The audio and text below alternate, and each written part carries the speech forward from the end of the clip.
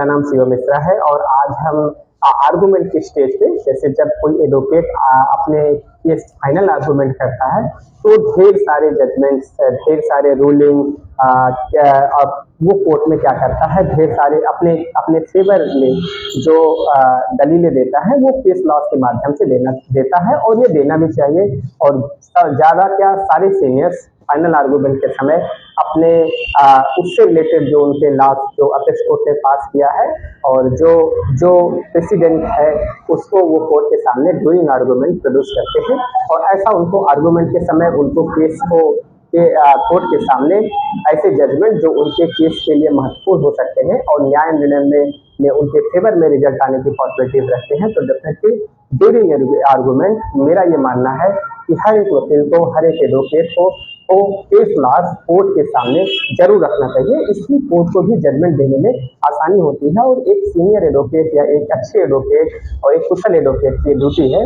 कि डेफिनेटली उनको जो जजमेंट्स हैं, जो उनके रिलेटेड जजमेंट्स हैं, बहस के दौरान ड्यूरिंग आर्गुमेंट उनको कोर्ट के सामने रखना चाहिए। तो बेसिकली केस लॉस का क्या महत्व है और आर्गुमेंट में और जब जजमेंट कोर्ट सुनाती है तो इससे कितना इम्पैक्ट करता है, तो जो समझने वाली बातें हैं वो ये क्लियर चीजें हैं कि निर्णय जो जजमेंट होता है उसमें जैसे कोई अपेक्स कोर्ट या बड़ी अदालत का जो निर्णय है ये एक लीगल सेटल प्रिंसिपल्स है, इसको समझना जरूरी है कि जो बड़ी अदालत का निर्णय होता है, जैसे सुप्रीम कोर्ट, हमारे इंडिया में सबसे बड़ी कोर्ट क्या है, सुप्रीम कोर्ट है। सुप्रीम कोर्ट के जो भी आर्डर होंगे वो एक तरीके से सारे कोर्ट से क्या होंगे, अप्लीकेबल होंगे। मतलब बड़ी अदालत का जो निर्णय है उसकी अधीनस्थ न्यायालयों पे, जो बड़ी अदालत ने जो निर्णय पास कर दिया है वो उसके अधीनस्थ न्यायालय पे क्या होगा, बाध्यकारी होगा, लागू होता है। ये क्लियर बातें हैं। आगे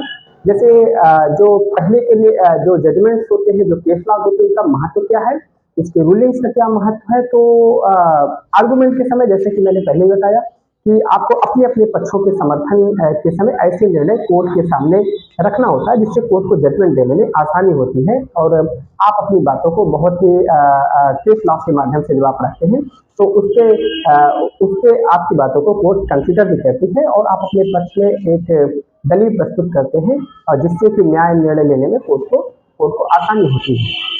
आगे हम कुछ चीजें और कंसीडर करते हैं ताकि ये जरूरी है, ऐसा नहीं है कि कुछ चीजें और हैं कि जो जब आप आर्गुमेंट कर रहे होते हैं तो जो कोर्ट के जो निर्णय हैं अगर वो आपकी केस के फैक्ट से मैच करते हैं तो ही वो निर्णय उस केस से अप्लीकेबल होगा।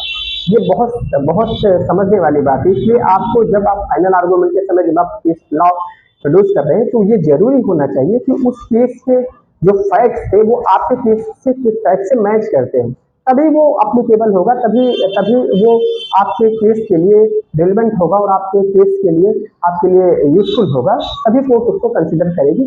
सिर्फ और सिर्फ कोर्ट के जजमेंट के जो कंक्लूजन है सिर्फ उसी को आप प्रोड्यूस करते हो, उसके फैक्ट और आपके केस के फैक्ट से डिफरेंसेस हैं तो भी वो अप्लीकेबल नहीं होगा, तब भी आपको उसमें कोई निर्णय नहीं मिलेगा। क्यों? क्योंकि जो आपके हर एक केस के अलग अलग फैक्ट होते हैं। अगर आपके फैक्ट से उस जो रूलिंग है उस केस के फैक्ट से मैच कर रही है, डेफिनेटली आपके लिए बेनिफिशियल होगा। ऐसा नहीं कि केवल सेक्शन, जैसे अपेक्स कोर्ट ने किसी धारा या शीर्ष टिप्पणी देखकर आप उस केस लॉ को कोर्ट के सामने अपने केस को प्रोड्यूस करें तो उसका कोई मतलब नहीं होता है। तो ये सीखने समझने वाली बात होती है। और थोड़ा सा अगर हम ब्रॉड देखते हैं तो ब्रॉड ये देखते हैं कि जो जजमेंट होते हैं उसमें मुख्यतः दो बातें देखनी होती है। जब आप केस लॉज जब आप कोर्ट में अपने आर्गुमेंट के समय प्रोड्यूस करते हैं तो निर्णय जो जजमेंट जो आप पेश करते हैं उसमें मुख्यतः दो बात आपको देखनी चाहिए। पहली चीजें क्या होती हैं, जो रेशियो डिसिडेंडी जिसे बोला जाता है और दूसरी चीजें ऑबिटर डिक्टा बोला जाता है। तो अगर हिंदी में देखा जाए तो आई थिंक रेशियो डिसिडेंडी को निर्णयाधार बोला जाता है और ऑबिटर डिक्टा को तत्संगति बोला जाता है। तो अगर हम सबसे पहले देखें कि रेशियो डिसिडेंडी में जो पूरे निर्णय का जो होता है वो कंक्लूजन होता है और मतलब इसको आप ये समझ सकते हैं कि पूर्ण निर्णय का वो सार एवं उसकी आत्मा होती है। क्या? रेशियो डिसिडेंडी। ये कोर्ट के निर्णय के बारे में आपको बता रहा हूँ और ये बाध्यकारी होता है, ऐसा नहीं।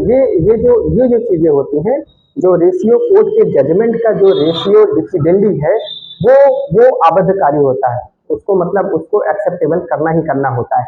लेकिन जो ऑब्जेक्ट दिखता है उसमें न्यायालय की एक अपनी राय होती है और ये बाध्यकारी नहीं होता है। तो ये बातें आपको समझना जरूरी होता है। कभी कभी कोर्ट जो अपने जजमेंट में जो कंक्लूजन रेशियो डिसीडेंटी जो होता है वो पूर्ण निर्णय का सार एवं उसकी आत्मा होती है और जो ऑब्जेक्ट दिखता होता है वो न्यायालय की एक राय होती है। ये बातें आपको समझना है।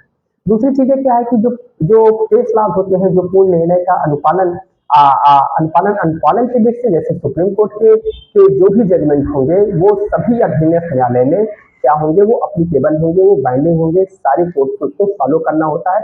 अगर हम देखिए आजकल से आई थिंक 141 में भी देखें तो ये चीजें क्लियर है कि सुप्रीम कोर्ट में जो जो जो जो जजमेंट है वो पूरे कोर्ट के लिए वो लॉ है, वो सारे अधीनस्थ कोर्ट के लिए क्या होते हैं, वो अप्लीकेबल होते हैं। दूसरे हाईकोर्ट के जजमेंट डेफिनेटली हाईकोर्ट के जजमेंट जैसे हैं वो उसके अधीनस्थ न्यायालय से अप्लीकेबल होंगे। जिससे हम लोग जो हैं जिस डिस्ट्रिक्ट कोर्ट में हम प्रैक्टिस कर रहे हैं हमारे जो कोर्ट है जो हाई कोर्ट है वो इलाहाबाद हाई कोर्ट है। तो इलाहाबाद के हाई कोर्ट के जो भी जजमेंट्स हैं उसके उसके अधीनस्थ न्यायालय में जितने भी होंगे उनके लिए इलाहाबाद हाई कोर्ट के जजमेंट बाइंडिंग होंगे। तीसरी चीजें कुछ और जजमेंट जैसे प्रीवी काउंसिल के ढेर सारे जजमेंट्स होते हैं। तो प्रीवी काउंसिल के जो भी जजमेंट होते हैं वो उच्च अदालतों पर भी बाइंडिंग होती है। लेकिन इसके पीछे का एक शर्त यह है कि ये शर्त यह है कि सुप्रीम कोर्ट ने प्रीवी काउंसिल के जो प्रीवी काउंसिल के जो जजमेंट है उससे उससे उसके अपोजिट में कोई जजमेंट अगर कोर्ट ने पास नहीं किया तो भी क्या होगा, प्रीवी काउंसिल के निर्णय उच्च अदालतों पर अबद्धकारी हो सकते हैं। लेकिन ये